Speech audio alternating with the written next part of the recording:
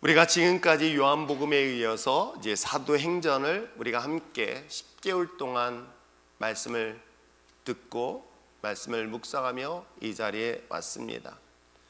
사도행전의 이야기는 요한복음에서 예수님께서 제자들에게 또는 당시에 복음을 들어야 될 많은 백성들에게 곧 오실 그 하나님의 나라의 이야기가 요한복음 전체 이야기이기도 합니다. 즉 예수님이 우리의 죄를 위하여 죽으시고 그 이후에 또 다른 보혜사가 너희들에게 올 것이니 그 보혜사를 통하여 하나님의 나라를 볼 것이며 경험할 것이다 라는 이야기가 요한복음의 이야기라면, 요한복음에 이어서 사도행전은 마침내 하나님의 보혜사 즉 성령님께서 임하시고 그를 통해서 하나님의 나라의 이야기가 자그마치 28장에 걸쳐서 소개하고 있는 내용이기도 합니다. 당시 2000년 전 유대인들에게 있어서의 하나님의 나라와 예수님이 말씀하시는 하나님의 나라는 분명히 차이가 있습니다. 그들이 기대하는 하나님의 나라, 마치 우리가 신앙생활하면서 우리가 기대하고 있는 믿음, 그리고 하나님을 믿으면서 우리가 갖고 있는 기대함이 사실은 하나님이 원하시는 기대와 다를 수가 있음을 우리는 경험합니다. 우리가 하나님을 믿으면서 오는 그 기대와 달리 하나님이 원하시는 그 기대가 다름으로 인하여 신앙적 갈등과 때에 따라서는 그것을 인한 시험도 오는 경우를 종종 경험하게 되는 것처럼 2000년 전에 마찬가지입니다. 당시 팔레스타인 땅에 있었던 유대인들, 오랜 기간, 그 기간으로 따져본다면 최소한 600년에서 700년이란 기간 동안에 나라의 주권을 잃어버렸습니다. 우리나라가 36년 동안 일본의 압제 속에서 그 고통 때문에 지금도 여전히 갈등 속에 있는데 하물며 자그마치 약 700년 가깝게 나라의 주권을 잃어버리고 이방인 족속들에 의하여 침탈을 당하고 고통을 당하고 있던 당시 유대인들이 가지고 있는 그 마음의 소원은 어떤 것일까? 그들의 마음속의 소원, 그들의 마음속의 기대는 하나님의 나라는 다시금 다윗과 같은 왕조가 세워지고 이방 족속들을 물리치고 다시금 독립된 이스라엘을 꿈꾸어왔던 것 또한 사실이기도 합니다. 그러나 예수님께서는, 예수님이 말씀하시는 그 하나님의 나라는 이스라엘 백성들이 원하는 나라와 정반대 이야기를 하고 있는 것 여러분 아십니까? 그들이 꿈꾸고 있는 이 독립된 나라와 달리 하나님은 이 나라가 멸망할 것에 대한 이야기를 하고 있습니다.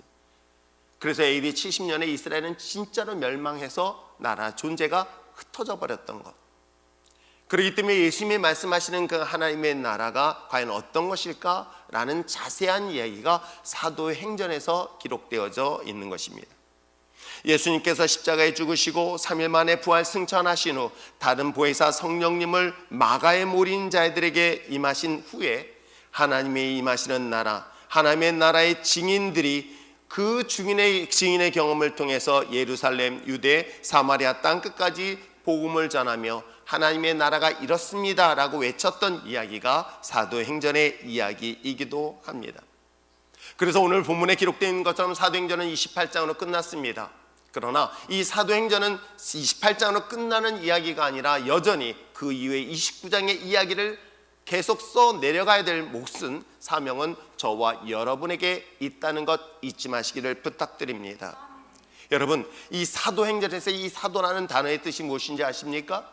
그것은 바로 보내심을 받은 자라는 뜻을 갖고 있습니다.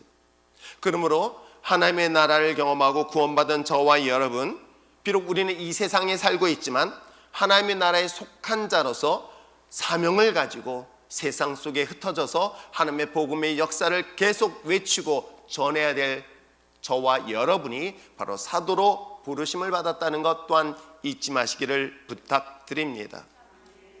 하나님의 복음의 사명은 어찌 보면 계속 연결되어지고 유지되어야 할 줄 믿습니다. 그래서 오늘 본문에 기록되어 있는 것처럼 복음의 역사는 로마 이야기로 끝나는 것이 아니라 이 복음의 역사는 로마가 시작되어서 세계로 뻗어나간 이야기들, 그것이 바로 저와 여러분을 부르시고 저와 여러분을 선택한 하나님의 특별한 계획하심이 있다는 것 또한 잊지 마시기를 부탁드립니다.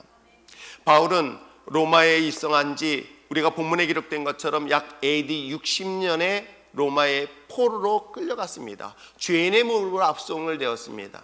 그로부터 약 4년에서 8년, 정확한 시간은 알 수는 없지만 어쨌거나 64년에서 68년 사이에 그가 죽임을 당합니다.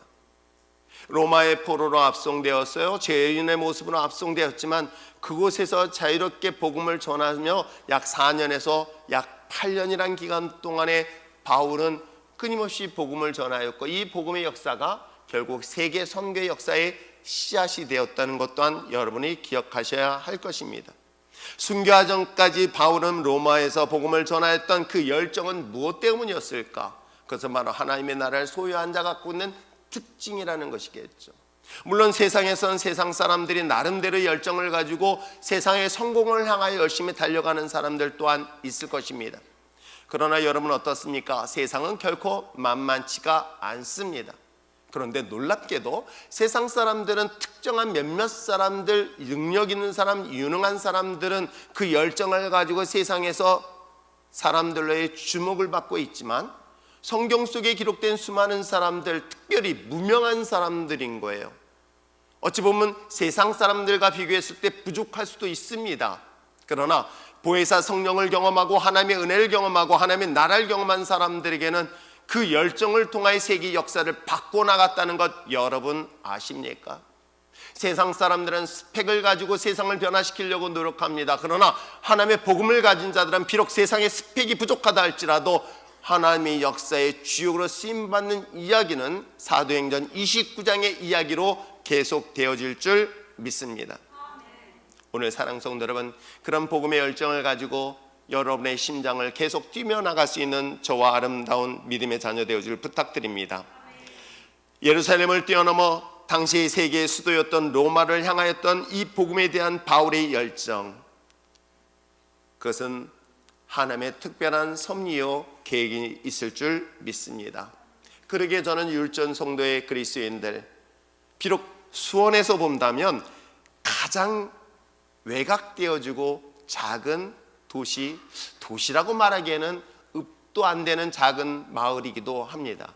그럼에도 불구하고 제 마음속에 갖고 있는 꿈은 하나님 율전동에 있는 우리 율전교회 성도들은 단순히 이 작은 땅에서 헤매는 꿈이 아닌 세계 열방을 가슴에 품을 수 있는 우리 그리스도인이 되어지기를 저는 소망합니다.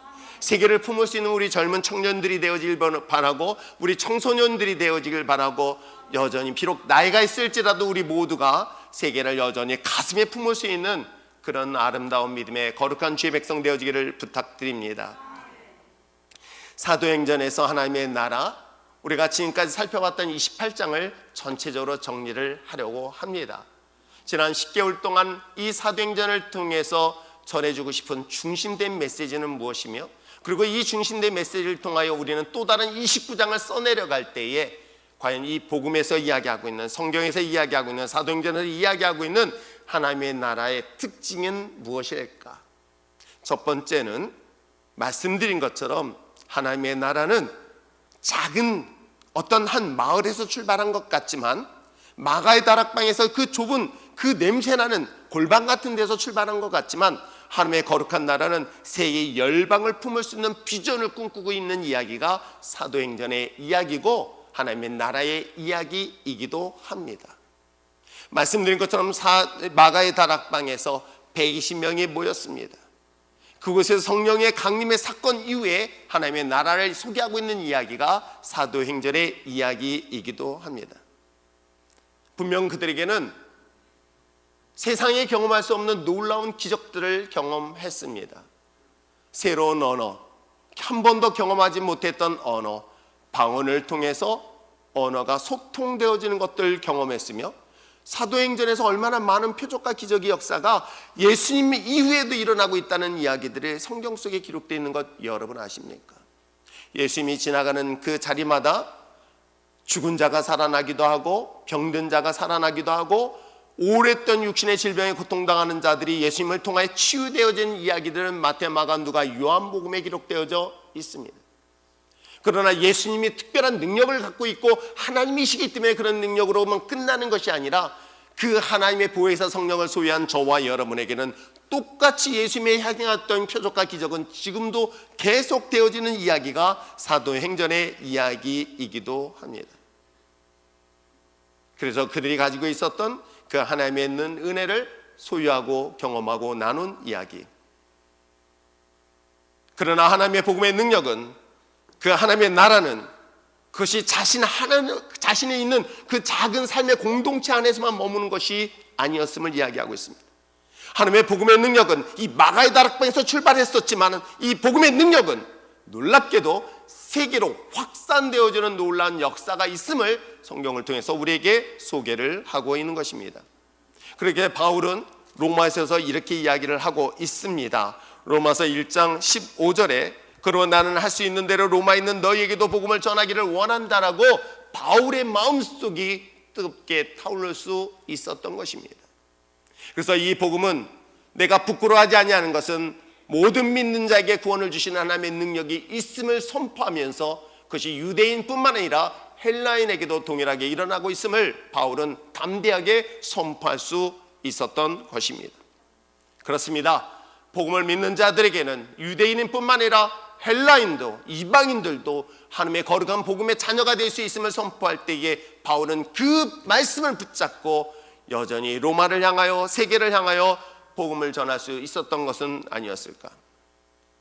복음을 통해서 하나님의 나라를 경험하고 그 나라에 속한 자들에게 꿈꾸는 것이 있으니 그것이 하나님의 꿈이 나의 꿈이 되어지고 있는 것 여러분 아십니까? 내가 가지고 있는 꿈, 다른 사람이 가지고 있는 꿈이 아닌 하나님의 나라를 경험한 자들, 하나님의 나라를 소유한 자는 놀랍게도 하나님이 가지고 있는 엄청난 꿈이 나의 꿈이 되어지며 하나님이 가지고 있는 엄청난 세계적 역사의 꿈이 나의 자녀를 바라보며 꿈꾸고 있는 것 여러분 아십니까? 어찌 보면 내가 꾸는 꿈, 내가 가지고 있는 이 스케일의 꿈은 하나님이 주신 꿈의 스케일과는 분명히 다르다는 성경은 수없이 이야기를 하고 있지요. 아브라함은 어떻습니까? 그가 가지고 있는 하나님을 향한 꿈은 단순히 자신의 아들 하나 정도만 해도 충분하다고 생각했지만 하나님의 꿈의 스케일은 한 아들이 아닌 한 민족을 바라보며 세계를 바라봤던 것 여러분 아십니까?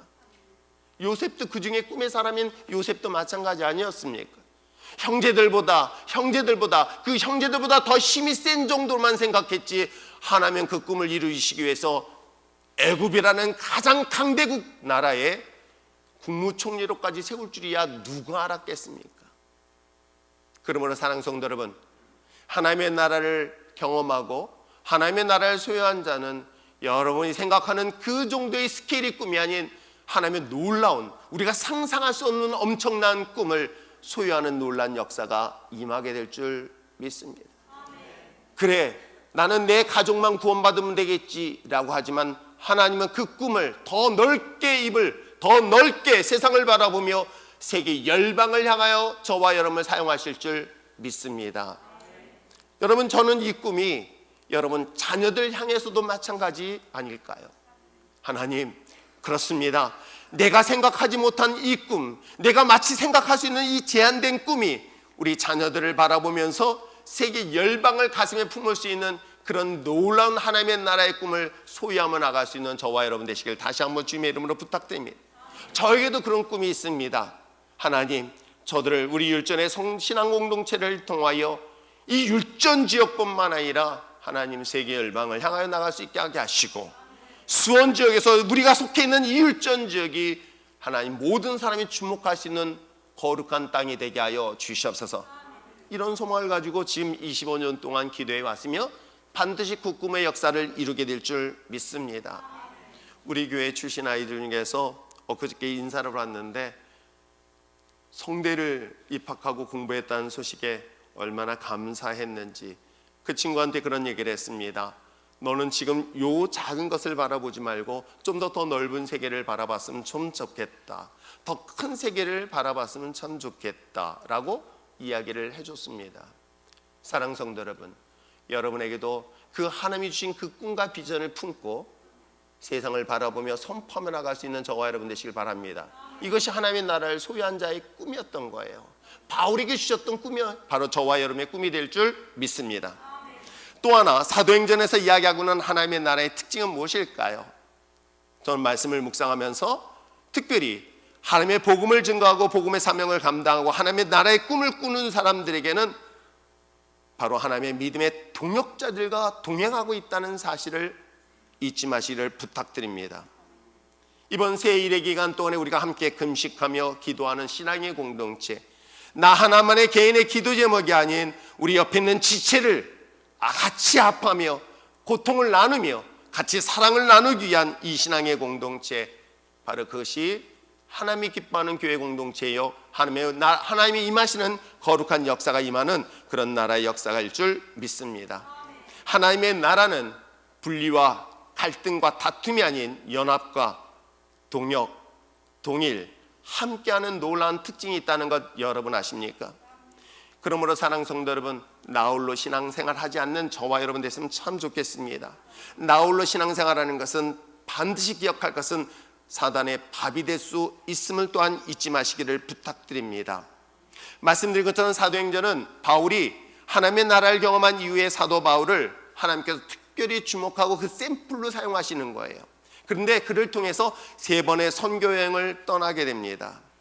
그런데 놀랍게도 바울은 혼자 있게 하지 않았습니다. 1차에서 보았던 것처럼 그 옆에는 바나바가 동행했습니다. 실라가 동행했으며 많은 믿음의 동역자들이 바울의 사역 속에 함께하고 있는 것 여러분 아십니까? 심지어는 오늘 성경의 본문에 기록된 마태복음 28장에는 그는 로마의 죄수의 몸으로 지금 압송되어져 있습니다. 그런데도 그곳에서도 죄인의 신분인데도 불구하고 함께 동역하는 자들의 이야기가 28장에 기록되어져 있는 것 여러분 아십니까? 그게 바로 14절과 15절 내용이에요. 자, 14절 15절 한번 읽어보시길 바랍니다. 시작. 거기서 형제들을 만나 그들의 청함을 받아 이레를 함께 머무니라. 그래서 우리는 이와 같이 로마로 가니라. 그곳 형제들이 우리 소식을 듣고 아비오 광장과 트레이스 타베르네까지 맞으러 오니 바울이 그들을 보고 하나님께 감사하고 담대한 마음을 얻으니라. 여러분, 바울은 어찌 보면 굉장히 독특한 캐릭터를 가진 인물이기도 해요. 비록 열등의식을 갖고 있는 인물이면 또 볼 수도 있어요. 그 열등의식을 그는 굉장히 강력한 파워를 가지고 담대하게 복음을 전하는 인물로 쓰임받습니다. 그가 가지고 있는 배경 탁월합니다. 그의 가문 또한 특권을 가질 것 또한 사실이기도 합니다. 그런데 그는 그 혼자만의 사역을 하지 않았음을 본문을 통해서 이야기를 하고 있습니다. 로마의 포로로 죄인의 몸으로 끌려갔을 때 그곳에서 맞이하는 동역자들을 소개하고 있는 거예요. 그 동역자들을 통해서 바울은 어떻습니까? 오늘 본문의 마지막 우리 15절에 기록되어 있는 것처럼 감사하고 담대한, 즉 하나님의 사명을 감당할 수 있는, 즉 죽음의 자리를 간다 할지라도 두려워하지 아니할 수 있는 담대함을 누가? 바로 이런 믿음의 동역자들을 통해서 얻을 수 있음을 볼 수 있습니다. 이것은 나중에 로마서 16장에 보면 등장하는 인물이 나와요. 여러분은 알고 있는 베베라는 인물이 등장하고 있고 브리스가와 아굴라가 등장하고 있습니다. 등등의 수많은 사람들이 사실은 16장에 기록되어 있어요. 바울은 분명 탁월한 능력을 갖고 있을지라도 그는 혼자 사역한 것이 아니라 함께 동역하는 자들을 이름들을 소개할 때 그렇습니다. 하나님의 나라는, 하나님의 성령의 역사심을 통한 하나님의 나라는 분리, 나눔이 아닌 연합, 하나 되어지고 함께하고 있다는 사실 또한 잊지 마시기를 부탁드립니다. 여러분, 바울에 있어서 바울을 맞이했던 사람들은 혈연관계로 맺어진 사이였습니까? 아니었습니다. 복음으로 맺어진 형제요 자매였습니다. 저는 이런 사실을 보면서 교회 공동체도 마찬가지 아닐까요? 가족이 모여있는 교회 공동체가 아니라 어찌 보면 피도 나누지 아니하고 살도 나지 않은 남남인데도 불구하고 교회는 하나 될 수 있었던 것은 바로 복음의 능력, 하나님의 나라를 경험한 자의 특징 아닐까요? 그러기에 생명부지에, 아니 단 한 번도 가까이 하지 않았던 그런 사람인데도 불구하고 그들의 아픔을 위하여 함께 울고 함께 고통을 나누며 함께 사랑을 나눌 수 있는 것 또한 마찬가지 아닐까요?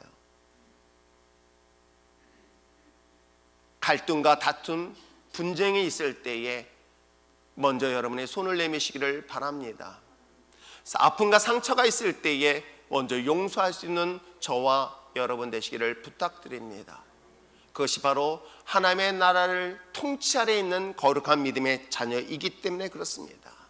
하나님이 나를 아십니다. 내 마음을 아시고 내 환경과 상황도 분명히 아십니다. 그런데도 불구하고 하나님께서 내게 요구하셨던 것은 주님이 먼저 나를 위해 십자가에 지시고 나에게 화해의 손을 내민 것처럼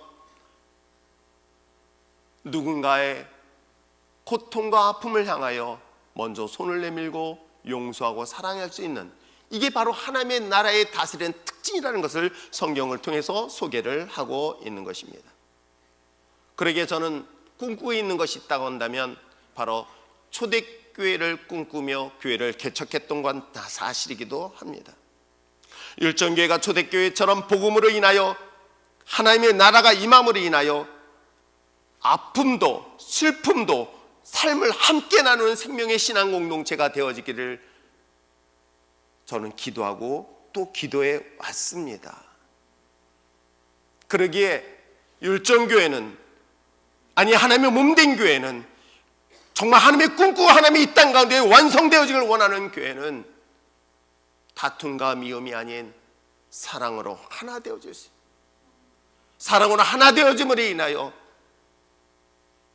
함께 웃으며 울 수 있는 그런 아름다운 교회가 되어지기를 목사인 저는 지금까지 기도해 왔고, 그러한 모습들을 보면서 지금까지 사실 왔습니다. 세계 복음화가 로마로부터 시작할 수 있었던 것 또한 탁월한 지도자인 바울 한 사람 때문이었을까요? 저는 그렇게 생각하지 않습니다. 바울에게도 부족함이 있고 연약함이 참 많았던 인물이기도 합니다. 날카로웠던 성품을 가졌던 인물이기도 합니다. 어쩌면 바울의 성품상 그의 주변에는 사람이 가까이 하기에는 불편할 정도로 그가 가지고 있는 독특한 캐릭터를 갖고 있었던 건 사실이기도 합니다. 그런데도 불구하고 바울에게는 함께하는 동역자들이 있었던 것이에요. 그것이 바로 하나님의 나라에 갖고 있는 특징이기도 합니다. 율전교회를 향한 하나님의 꿈, 그는 한 사람이 아닌 우리 모두가 하나 되어지기를 기대하는 것이 이 땅을 향한 하나님의 우리를 향한 꿈은 아닐까요? 저는 우리 율전교회가 그럼을 인하여 이 모든 이 사람들이 그리스도 안에서 한 가족이고 생명을 나누고 은혜를 나누고 웃음을 함께 나눌 수 있는 이 땅의 아름다운 모범된 교회가 되어지길 소망합니다. 또한 이 사도행전 28장을 살펴보면서 하나님의 나라가 갖고 있는 특징, 그러니까 가장 중심적 메시지예요. 저는 우리 율전교회가 이 중심을 가지고 모였으면 참 좋겠다라고 기도하고 있고 그렇게 훈련을 시켜왔습니다. 자, 오늘 본문 말씀을 함께 보면서 23절 말씀을 한번 읽어보시길 바랍니다. 23절 읽겠습니다. 시작. 그들이 날짜를 정하고 그가 유숙하는 집에 많이 오니 바울이 아침부터 저녁까지 강론하여 하나님의 나라를 증언하고 모세의 율법과 선지자의 말을 가지고 예수에 대하여 권하더라. 두 가지를 주목하고 있습니다.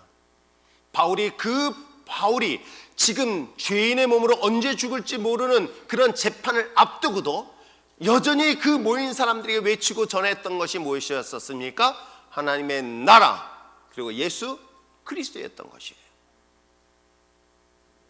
이것이 바로 하나님의 나라에 임한 거룩한 믿음의 자녀들의 삶의 특징이고 교회의 특징인 것입니다. 그렇습니다. 복음의 핵심은 하나님의 나라가 우리 가운데 임하기 위하여 절대적인 예수 그리스도를 믿는 것이 바로 하나님의 나라가 건강하게 임한 교회의 특징이라는 것이겠죠. 우리 삶의 중심이며 가장 중심적 신앙의 핵심 가치는 누구다? 예수 그리스도다. 제가 아닙니다. 사람이 아니라는 것이에요.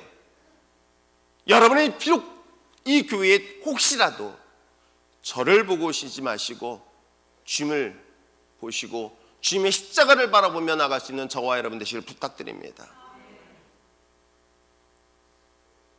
만약에 여러분이 저를 주목하게 되고 저만 따르게 된다면 여러분 또 다른 우상을 스스로 만들고 있는 것 여러분 아십니까? 저는 여러분들에게 유일하게 소개할 분이 있으니 그건 예수 그리스도인 것입니다. 바울은 이 사실을 이야기하고 있는 거예요. 여러분, 바울은 얼마나 유명한 사람이었을까요? 바울의 소문만 들었어도 사람들은 그를 주목했습니다. 바울이 가는 곳곳마다 얼마나 많은 표적과 기적을 일으켰습니까? 심지어는 그렇기 때문에 예수님의 옷자락을 잡는 것처럼 바울의 옷자락을 잡고 바울이 갖고 있는 손수건 하나만으로도 표적과 기적이 일어났으니 얼마나 많은 사람들이 그를 주목했을까요? 그러나 바울은 끝까지 외쳤던 것은 딱 하나였어요. 바울이 외치고 전했던 것은 딱 하나였어요. 하나님의 나라가 우리 가운데 임한다면, 하나님의 나라가 우리 삶 가운데 임한다면 우리가 주목할 것은 누구다? 예수 그리스도. 메시아여 구원자는 누구다? 오직 예수 그리스도밖에 없다는 사실을 바울은 외치고 있는 것입니다. 그런데 놀라운 사실은 2000년 전이나 지금도 동일한 것이 하나 있습니다. 예수님이란 존재를 믿을 것인가? 믿지 않을 것인가? 우리가 분명히 이 자리에 왔는데도 불구하고 어쩌면 바울이 이 설교하는 이 설교의 이야기를 들었는데도 불구하고 두 그룹으로 나눠져 있는 거예요. 예수님을 믿을 것인가? 믿지 않을 것인가? 이것이 24절에 이야기하고 있죠. 읽어보겠습니다. 시작. 그 말을 믿는 사람도 있고 믿지 않는 사람도 있다라고 기록하고 있는 거예요. 하나님의 나라가 우리 가운데 임하였습니다. 하나님의 나라가 우리 삶 가운데 임하였습니다. 하나님의 나라가 이 공동체 가운데 임했습니다. 그 하나님의 나라가 바로 예수 그리스도입니다라고 했어요. 예수가 메시아라고 이야기하고 있습니다. 그러면 여러분이 예수를 주목하라고 이야기하고 있습니다. 그런데 놀랍게도 그 듣는 사람들 가운데 두 부류가 나눠진 거예요. 여전히 예수를 주목하는 사람이 있는가 하면 바울을 주목하고 있는 사람이 있는 것 여러분 아십니까? 그래서 고린도 교회도 이 파로 나눠지는 거예요. 나는 누구를 따르는 자, 난 누구를 따르는 자, 바울을 따르는 자, 난 그리스도를 따르는 자 등등의 사람들로 나눠진 것은 비단 2000년 전의 이야기 아니고 고린도 교회 이야기 아니고 오늘날에도 동일하게 이루어지고 있는 것 여러분 아십니까? 여러분의 삶의 신정 메시아는 예수 그리스도다. 이것이 사도행전이 이야기하고 바울이 이야기하고 고백하고 있는 이야기. 그러면 사랑하는 성도 여러분, 여러분 믿어야 할 대상은 예수 그리스도다. 그런데도 이사야 선지자의 예언의 이야기를 하고 있어요. 뭐라고요? 26절의 이야기를 하고 있습니다. 어떻게 해요? 한번 26절, 27절 읽어보시길 바랍니다. 시작.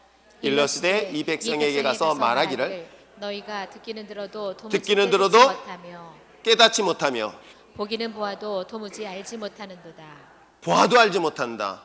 이 백성들의 마음이 우둔하여져서 그 귀에는 둔하게 듣고 그 눈은 감았으니 이는 눈으로 보고 귀로 듣고 마음으로 깨달아 돌아오면 내가 고쳐줄까 함이라. 어떤 상태인지 아시겠죠? 들어도 내가 마음의 문을 닫아버리는 거예요. 보아도 내가 눈을 막아버리는 거예요. 복음의 능력이 아닌 본인 스스로가 그런 모습들은 오늘 이 시대도 동일하지는 않을까요? 들어도 깨닫지 못하고 보아도 알지 못하는 것은 오늘 우리들의 마음이 무엇 때문이다? 사실은 이 마음에 우둔하여졌다는 것은 마음이 무너져 내린 거예요. 그 마음의 무너짐이 오히려 내 눈을 막고 내 귀를 막아버리는 결과를 가져다주고 있다라고 성경은 말하고 있는 것이에요. 어찌 보면 예수 그리스도를 통하여 하나님의 나라가 우리 가운데 이미 임하였다는 사실을 잊지 마시기를 부탁드립니다. 그런데 중요한 것은 이 사실을 깨닫지 못한다면 그것은 다른 것이 아닌 우리의 강팍해진 우리들의 심령의 탓은 아닐까요? 그러기에 바울은 끊임없이 이 사실을 외치고 선포하고 있습니다. 하나님의 나라, 이 하나님의 나라에서 가장 중심인 예수 그리스도, 그것은 바로 30절, 31절에 바울이 온 이태를 자기 새방에 머물면서 자기에게 오는 수많은 사람들을 영접하고 무엇을 전파했다?